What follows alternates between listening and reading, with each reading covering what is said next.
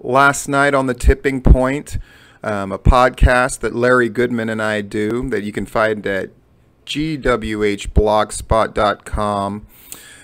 We had our first State of Wrestling speeches, and it ended up, we're scheduled to have 8 people, but then 9 people kind of got in there and gave speeches. So I love lists, so I'm just going to list them, worst to best, with a brief explanation on why I put them where I did. Again, if you have a different opinion, wonderful, great. Be sure to express your opinion on Facebook or in the comments below or to Larry. Not so much to me, unless you agree. Number 9 out of 9 was Scene Nick. Absolute worst performance of the night. I think with a bullet, unprepared. His viewpoint was waffly at best. It also shows why there's something about a young manager that doesn't work. If a manager is supposed to be somebody who has something to offer, a kind of coach, a mentor, we can see that there's sort of an ineffective quality. Now, maybe he cuts a decent promo and that kind of thing, but clearly youth is wasted on the young, is what I thought. And when I was listening to him speak, definitely did not acquit himself very well. For a guy who has a lot of opinions in public about a lot of things and takes a lot of strong viewpoints, he really sounded lost. He was one of the 2 or 3 that couldn't make the 2-minute mark and really seemed to deflate as the speech went on. So number 9, Scene Nick, worst speech of the night. Number 8, David Ali, who's a guy that I think a lot of people had a lot of expectations of, that he was going to do incredibly well, but he shit the bed. It was terrible. I thought at the end when he switched into gimmick, he acquitted himself a little bit better, but not much. I, who have never had really contact with David Ali, certainly wasn't left wanting to see him perform or have another opinion about wrestling come from his mouth. He seemed to contradict himself, flip back and forth on what he was trying to say. Is it a great time for opportunities? Has it never been better? Or is it a terrible time where people don't get opportunities? Again, strong viewpoints lend itself very effectively to a 2-minute format, and sort of talking your way through it mentally. That's something that you do beforehand, right? If you want to be a great writer, great writers are great editors of their own work. And I think a lot of people get into wrestling and are kind of naturals at it, or they're just used to sort of impersonating other people in some way, shape, or form, and they never develop the discipline and the art. I hope I'm wrong about David Ali and Scene Nick, but that's what I saw from our number 9 and number 8 speeches. Guys that weren't disciplined enough to have a strong viewpoint and edit themselves before they spoke.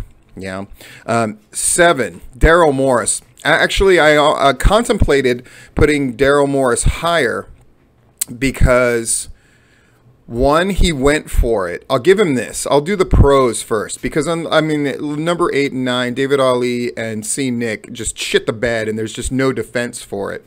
At least Daryl Morris went big. Certainly went big. However, and I was going to put it higher because when I looked at the fallout today about how much what he said got to Gary Lamb and got to his booker Dylan, though they would deny it, right? And I'm sure privately they're going to say, oh, we're just sort of playing along. But clearly something Daryl Morris did got to them to an extent, and to Matt Griffin. And again, they're playing it off with humor, or they'll play it off however they want. But at the end of the day, I can't deny that Daryl Morris on one small level was an effective performance. However, it was a mishmash. Again, the epitome of a mark acting like a pro wrestling personality. It was really embarrassing. It was really sort of Cowtown in its presentation. And at the end of the day, if it's true that, let's say, QT is buying Woody out and he's going to be in bed with Daryl Morris and they're going to run this promotion, I miss Woody. And you know, a lot of people feel a lot of different ways about Woody, but at the end of the day, Woody is a guy who carries himself effectively, who wasn't afraid to ask for help. And Woody is also a guy that has a vision. Now, I might not have always agreed with his vision, and in private conversations, Woody and I would talk to each other and consult each other about things, and we have different opinions about wrestling and what it should be from time to time. But at the end of the day, Woody was an effective performer. Woody was an effective promoter, and Woody was somebody that the boys respect. Daryl Morris might get 1 out of 3 if he's lucky. So he's number 7. Number 6, Scott Hensley, dull as dishwater. I actually thought we were going to have more speeches that were just about promoting. And thankfully, we only got one, and it was Scott's. He's perfectly fine speaking, but it was certainly the discussion after his speech where we talked about the Gunnar Miller thing and all the rest of that was certainly much more interesting than him talking about Scenic City. And again, I know the guys at Scenic City, Dylan Hales and Scott Hensley, love patting themselves off the back and, you know, all these guys raising money for different charities. That's wonderful and all, but at the end of the day, what's your viewpoint about wrestling? Scott Hensley, who, as Noah Tall and other things, has no problem telling everybody constantly what they should do and how they should be, and implying that he does it better than they do and they should learn from him. When he's given 2 minutes to talk about it, he doesn't do any of it. Of course, a lot of this is probably a response to the Gunnar Miller thing, being a little gun shy about throwing an opinion out there, not wanting to alienate, and being put in the position he thought, and we thought, of being the last speaker. So it's kind of like he played not to lose instead of playing to win. That's what you're going to get if you're going into something like this, doing a speech where you're trying not to make a mistake and playing not to lose. You're going to be in the bottom half. And so Scott Hensley is at number 6. Number 5 is Drew Blood, who only came in first. Larry and I hung up on him because we didn't know who the hell it was. And then he got in and he was feeling good and had a little bit to drink. I'd been told that Drew Blood had something really great prepared, and instead he just sort of blurted it out drunkenly. But I'll say this, he had a really strong opinion, and it was hilarious to listen to, and a much better way to close the show than Hensley's would have been. But at the same time, I can't call it a good speech. I can only say that it was better than the terrible ones. And I think Drew Blood himself would agree with that. I think if we had heard the prepared, ready-to-go Drew Blood speech in its purest form, it would have been much higher. But as it was, I'm going to put it at 5, which is still a big slap to 6, 7, 8, 9, because Drew Blood clearly came on feeling good, had a little bit to drink, and he just like let her rip for a little while. And it was still squarely in the middle. He's sort of like our C grade, and the rest before this were D's, and then the last 2 were F's. Yeah. Now we're getting into the 4 best. Number 4, I'm going to say Tristan, though I disagree with his opinion strongly. I can't deny that he came on and effectively spoke his piece. For a guy that people think as sort of an assistant to other guys, not like a head guy in his own right in any way, shape, or form. I thought Tristan's was not only was his opinion about, you know, we need to all work together. We need to all work together, especially when it hurts my promotion, which I thought was really funny and self-serving. But, you know, of course, people are going to have that kind of opinion. They're going to self-serve in their speeches. But I thought something he did that was effective was he was his own person and his own voice. And if part of giving this speech was sort of a coronation of Tristan as somebody who's going to be a shot caller to some extent, I thought it was incredibly effective. He possibly got the most out of the speech that he gave, even if him stating his opinion doesn't really catch hold, because let's face it, it's an opinion that on the surface every major promoter in Georgia already holds, which is we all need to work together. And of course, the ones that are screaming that the loudest, we need to work together, are the ones that either desperately need it or benefit the most from it. Yeah, and that's how these kind of things go. But again, I think Tristan did a really good job speaking. I didn't get to see his work as a manager in Peach State and things like that, but clearly Tristan's got the goods, and I think he comes across very well, and he presented himself very well. Though, you know, sort of it's one of those opinions that's really strong, but it doesn't really hold up to a lot of scrutiny. But again, effective. And it took number 3, Matt Griffin, really good. This word is going to sound like an insult, and maybe it is a little bit. It's serviceable, right? He presented it very well, presented it very strongly. Matt Griffin is in sort of a strange position to me because, like I said, he could be perceived as like the third horse in a 3-horse race as far as promotions go.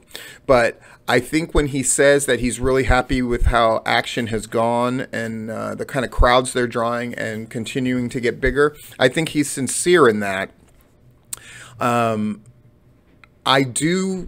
This is just a side thought, though I almost think that the charity thing, while genuine, is also a bit of a dodge and an excuse. And I think Scenic City suffers from this as well. At the end of the day, the amount of fans you draw is a scoreboard. And effectively, 2 of the major events / promotions in the state are effectively saying we are immune to some criticism as far as if crowds drop, etc., etc., etc., because, you know, at the end of the day, it's about the kids or whatever lines people spout about charities. Really, at the end of the day, if you're going to effectively teach wrestlers and promotions, numbers matter. And I think there is pressure on Scenic City. Last year, their first day was a disaster. When you're drawing half the crowd that you had been the previous 2 years, that is not a success. Now, the second night they recovered. For Action Wrestling, are they going to be able to maintain, if they're the best, quote unquote, wrestling going on, bell to bell, match after match, the best wrestling happening, what's the appeal a year from now? It has to be more than, it reminds me of how when you watch movies now, often, depending on the movie company, at the end they'll have over 15,000 people made a living through the making of this movie. And the first time I saw that was after that horrible Fantastic Four movie, Fan-4-Stick 4. I saw that flash and I thought, man, is this their way of sort of justifying making a potentially shitty movie, is by saying, yeah, but a lot of people had jobs and got work out of it. Is that going to be Action's excuse? Yeah, but we raised all this money for charity, because that already seems to be a big hand that the Scenic City plays. It's no longer the coolest show going, but it does so much good. And I hope Matt Griffin doesn't fall into that trap. And I got to say, his speech was very effective. I was very glad that he spoke. And I think he's somebody that a year from now will speak again. But he'll probably have a much different opinion and a much stronger opinion, would be my guess. He's number 3. Number 2, and this was tough for me. I didn't know who to put number 2 and number 1, because both of these people, each number 1 and number 2, they spoke early, number 1 and number 3 respectively, and they both killed it, crushed it. I'm going to say number 2 barely is Gunnar Miller. Loved it. And this isn't me acting high and mighty. I mean, he said fuck you to me and Larry. And he closed with that. Does it bother me? Yeah.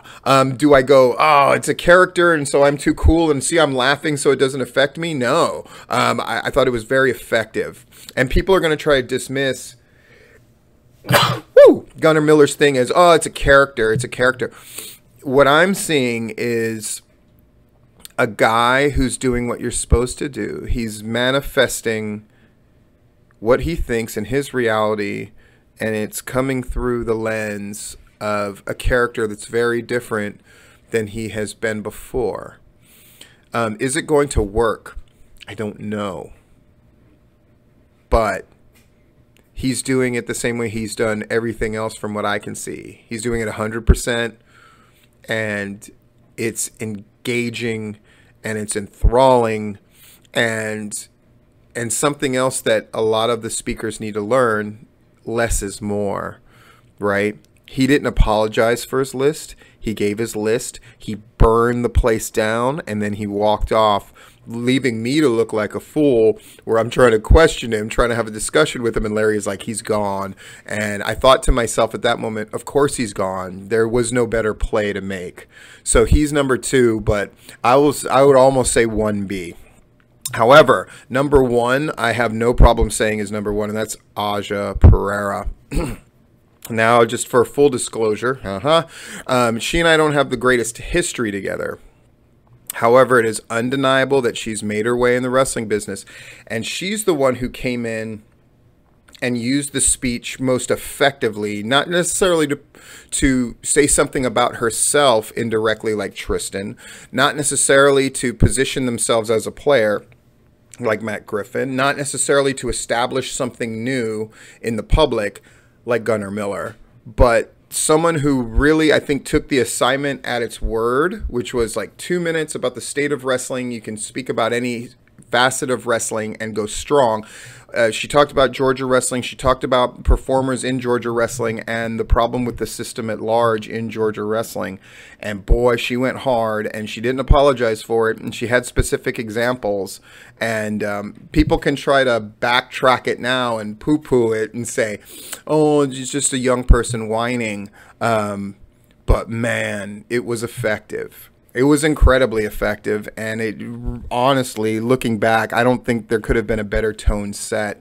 She put a bar that I think made other performers who were close to her age that were also on the list completely collapse.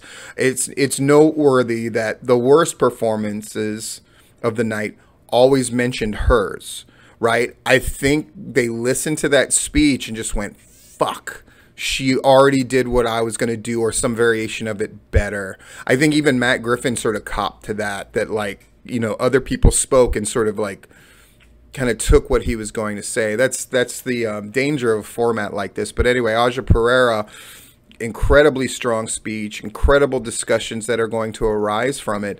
And she did what any kind of good performance does, which is it feels like you're a voyeur getting a peek into something that perhaps you're not supposed to see.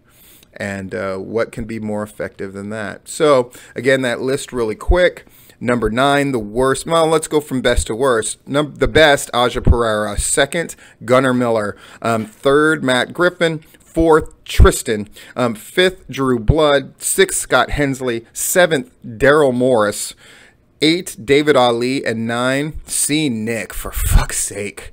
But there's always tomorrow. Everyone will get another crack at it again if they want it. I hope people take this in the spirit that it is intended, which is 1, for entertainment, 2, as perhaps a learning tool, but 3, if you're mad about what I said, then fucking prove me wrong next time.